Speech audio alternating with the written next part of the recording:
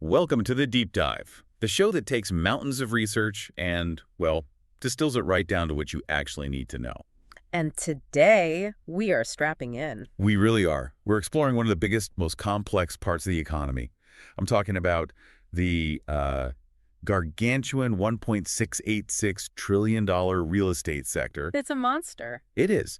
So our mission today is pretty simple. We're diving into what the market looks like right now, dissecting the main ways to invest, these things called REITs, and most importantly, we're pulling out exactly which trends and which specific stocks analysts are calling the best buys. It's a shortcut to getting up to speed, really. Welcome to everything you need to know about finance. And we should start with a clear advisory. We're here to help you understand what the experts are saying. This is a knowledge deep dive.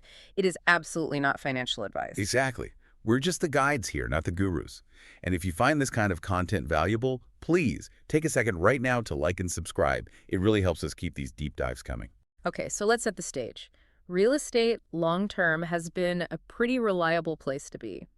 If you look back over the last 5 years, the sector's given a solid return, almost 30%. So plus 29.55% to be exact. If you were in 5 years ago, you're pretty happy. You're generally happy, yes, but, and this is the big but, when you look at right now the year-to-date performance, it's a very different story. Much more moderate. Much more. We're talking just under 5%. That long-term number shows stability, but the recent number, well, it shows a lot of volatility and some serious headwinds. Which means it's a stock picker's market. It's the definition of a stock picker's market. You have to know where to look. Okay, so let's unpack that.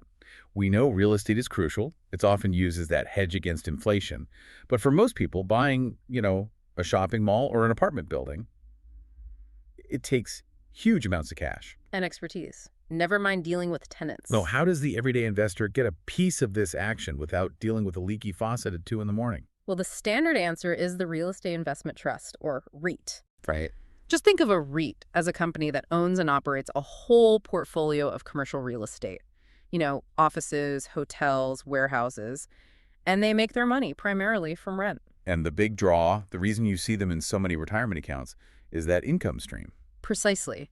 REITs have a legal requirement. They have to distribute at least 90% of their taxable income back to their shareholders. So you get these steady, routine dividend payments. That's the goal. It makes them really attractive for anyone looking for reliable income from, hard assets. And the research shows a pretty clear ladder of how to get involved right in terms of difficulty. A very clear one. At the bottom, the easiest is buying into REIT ETFs or mutual funds.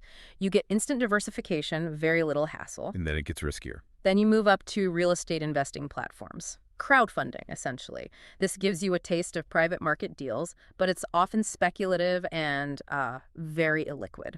Meaning your money is tied up for a long time. It can be very hard to get out quickly.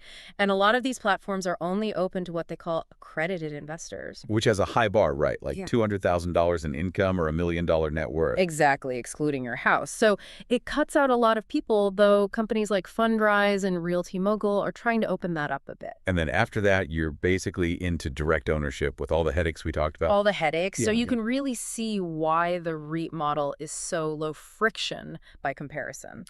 So we've set the table. Now let's look at where the real action is with those year-to-date numbers.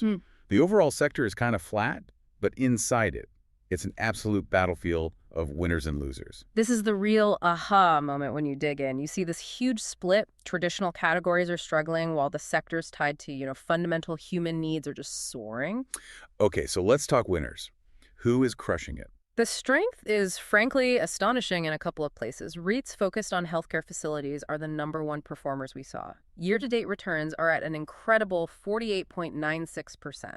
Wow, almost 50%. That's massive. It's huge. And right behind them, real estate development companies are up 48.64%. These are sectors riding these powerful, unstoppable demographic waves. And on the other side of that coin, we know the work-from-home trend is still just hammering office spaces. Oh, it is. The biggest laggard by far is the REIT office category. It's down over 16% this year. Yeah.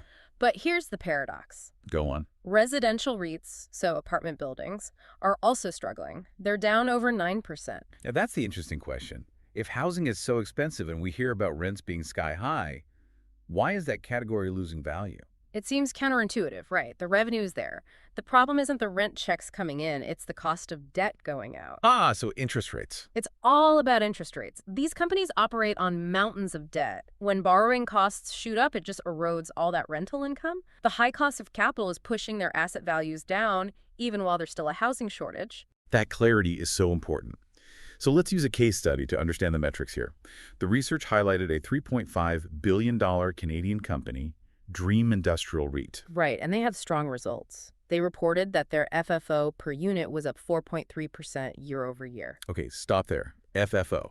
You hear that acronym all the time with REITs. What is it and why does it matter more than, say, net income? Great question. FFO stands for funds from operations. It's the key metric because it adds back depreciation. Which is a non-cash charge. Exactly. Real estate depreciation on an accounting statement can make a healthy company look unprofitable. It doesn't reflect the actual cash being generated. FFO gives you a much, much clearer picture of the operational health. And they also mentioned the strategy of capital recycling, targeting high yields in Europe. They were hitting something called cap rates over 8%. What is a cap rate? So the cap rate is just the property's net operating income divided by its purchase price. Think of it as the expected return on that piece of property. A higher cap rate is better. So 8% is good. 8% is very good. So Dream is selling its lower yielding assets, maybe at 5% cap rates, and using that money to buy higher yielding properties in places like Germany, getting 7 or 8%. That's active management that directly boosts shareholder returns. That brings us perfectly to the analyst recommendations. The research pointed to 8 specific stocks as best buys for 2025, and they are all tied to these huge multi-year trends. Right. We can basically group these 8 names into 4 big resilient themes. Let's start with trend 1, e-commerce and logistics, the backbone of, well, everything we buy online. This is all about Prologis Inc., ticker PLD. And yes, the obvious driver is e-commerce, which is projected to grow from about 16% of retail sales to over 27% by 2030. But what makes Prologis the top pick in that space? It's their scale and location. They are the absolute market leader in last-mile logistics, the warehouses you need close to cities to get packages to your door quickly. That's a huge barrier to entry for competitors. Plus, they benefit from the growing need for data centers. Okay, moving to trend 2, digital infrastructure.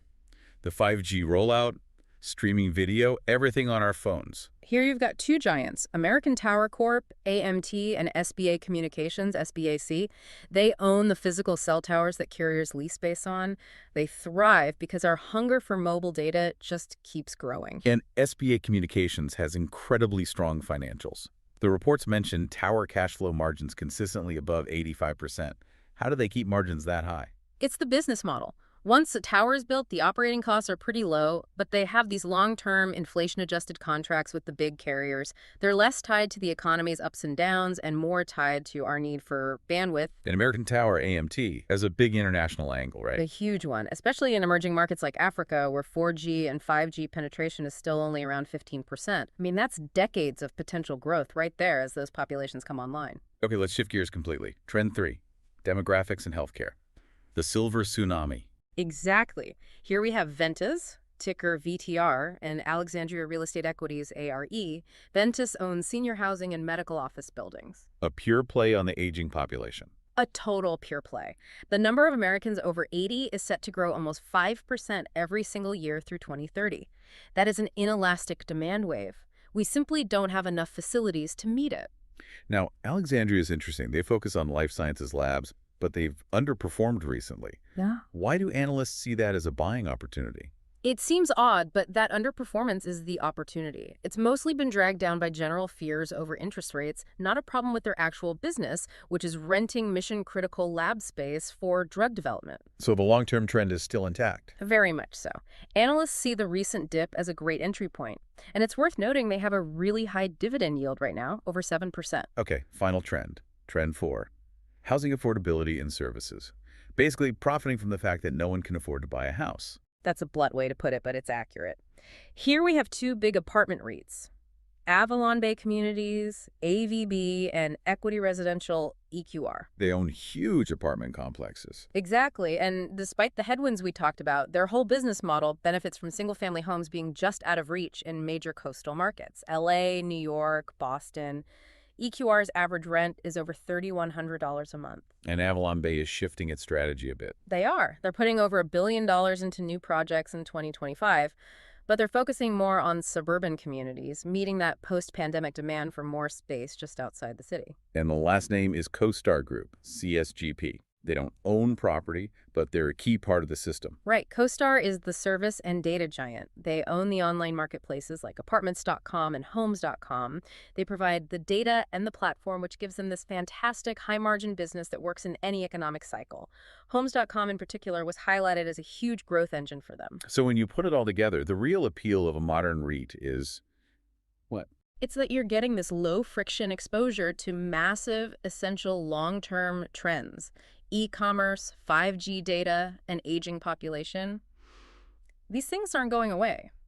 And you're getting paid through dividends while you wait. And looking forward, it feels like the one thing that hangs over every single one of these stocks, from cell towers to apartments, is interest rates. Absolutely. The analyst consensus is that potential interest rate cuts from the Fed are the major catalyst everyone is waiting for. Because that would lower their borrowing costs. It would relieve those intense headwinds, let their earnings multiples expand, and support asset values for the residential players. The macro environment is really the final piece of the puzzle. And that seems to be the critical takeaway. The real estate sector has clearly split. You have these high-growth, necessity-driven areas like healthcare and logistics, and then you have others facing huge structural problems, like office. A real bifurcation. So as an investor, the question you have to ask yourself is, which of these multi-year trends seems the most bulletproof, the most resilient to whatever the economy and the cost of money throws at it next? A fascinating place to continue your research. We hope this deep dive gave you the clarity you need to navigate this really complex sector. To continue your learning journey, try out our latest episodes. Goodbye for now. See you on the next deep dive.